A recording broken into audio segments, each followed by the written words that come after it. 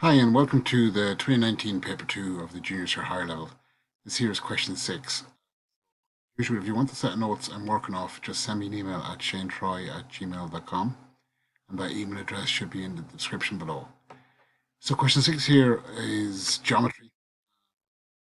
Parts to it, but the part A and B are marked together, and they're worth a whopping 15 marks. Let's read through and see what's going on. The diagram below is made up of two equilateral, means something, okay, and it means all the sides are equal and or all the angles are equal. Okay, so in an equilateral triangle, all the angles should be 60 degrees because all three angles are the same.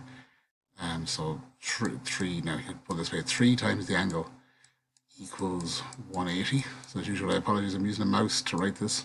Okay, so it's not always as clear as I'd like it to be. So 3 times some number equals 180.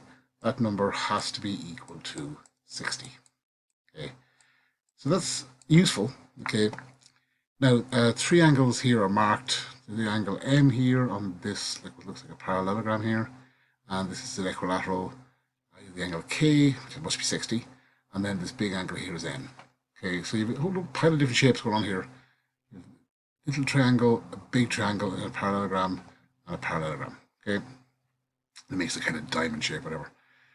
So part A says write the correct letter in each space in the table below to show what type of angle each one is. Use each letter only once. So basically is K, M, or N acute, reflex, or obtuse. Okay. Now I always struggle to remember the difference between reflex and obtuse. Acute, okay, it's one I can kind of remember. Just to help us out here, this is in the notes, okay. So an acute angle is between 0 and 90. Right angle is 90. Obtuse is between not greater than 180.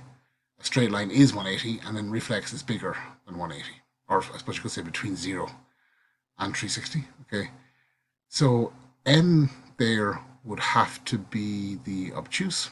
Okay, I've indicated that here. K is the acute. Okay, I've indicated that there. And then N is the reflex. Okay. So ultimately, with a lot of things in maths, you kind of have to be able to remember that fact. And that's unfortunately part of life. We have to have a certain number of things in our memory banks to make sense of the world, so we're all describing things in a similar way.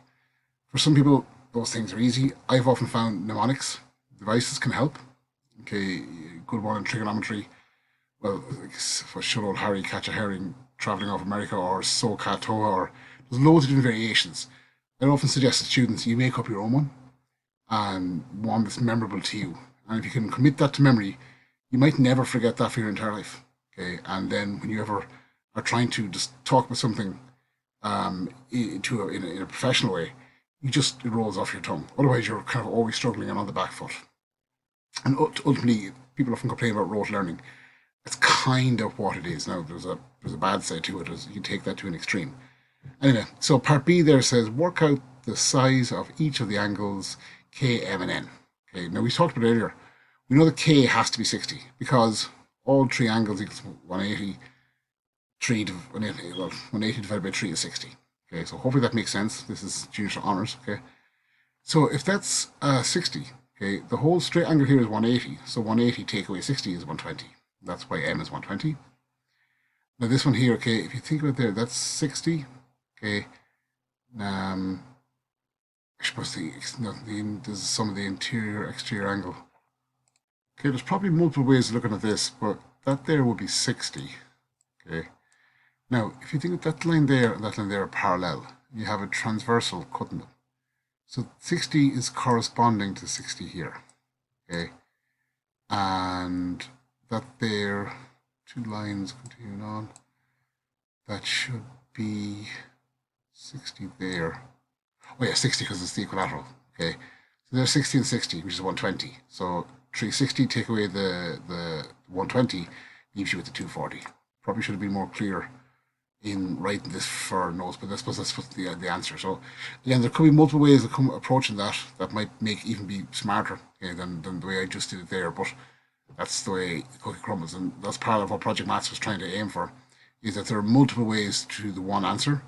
If your way is valid, it should gain marks. If not, it shouldn't. Okay. That's question 6, part A and B. Now, part C here, I love these questions. That's sarcasm.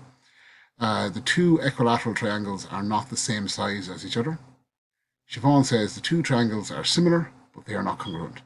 The reason I'm apprehensive about these questions is it's hard to put what you're thinking into words, okay, for everybody.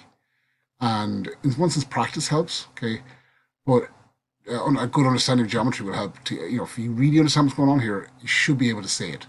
Not a huge amount of marks going here. Part C1 and 2 are marked together, okay.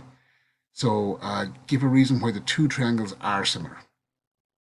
Okay, well, they're equilateral. So this triangle here, okay, and this triangle here are equilateral. And we're told that, okay. So why are they similar? Because they're equilateral, and therefore they have equal angles, okay.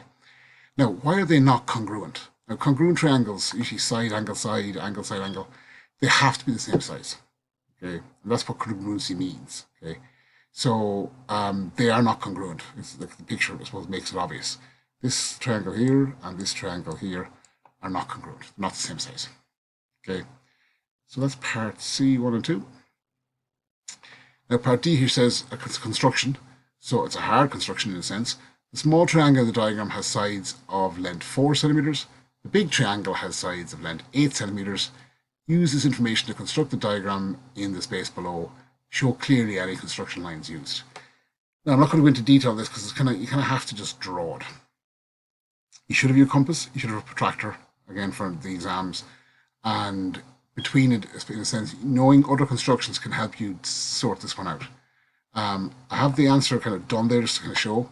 I have all the angles located, but the sides are what matters. And I suppose if you put your compass point here and measured 4 centimeters, you could almost draw a circle there. Okay, that's going to be 4 there and 4 there. Okay, if you join, I suppose, where that 4, you can put your, draw a line from the compass point to here, that's your first line as such. Okay, you can always just extend it on lightly. I suppose draw these all with light pencil first. And then you could put your protractor here, okay, and measure like 60, okay, and then you have the line coming across from here to here. Then join them up and you have the first triangle. If you even get that much done, you have the low partial. Okay. You then go to measure on, now this is probably stretched, so it's not going to look quite right. But you go to measure, like for the compass point here, do a circle kind of, or arc. It's going to be 8, okay. That line is going to extend it onto there. That line is going to extend onto there. Where they cross the arc, join them up. You have the second triangle drawn, okay. And then you could, now you want to show construction here, so that's going to be 8, okay. You do a little arc here, okay, and then join where that triangle ends to that. And then this one here is going to be 8 as well, yeah. You can just quite look at it because of stretch, but it's going to be 8, okay. Draw a little arc, join those 2 points, and join, make sure that's heavy, and it's drawn. Okay, so it's easier to do, when you're doing it, you kind of get stuck in, but your compass is your friend. If you measure 4 and draw an arc, the line from the compass point to that is 4 centimeters, or 4 units. Right, that's part D. Okay, so that's question 6. So see you on question 7. Thanks.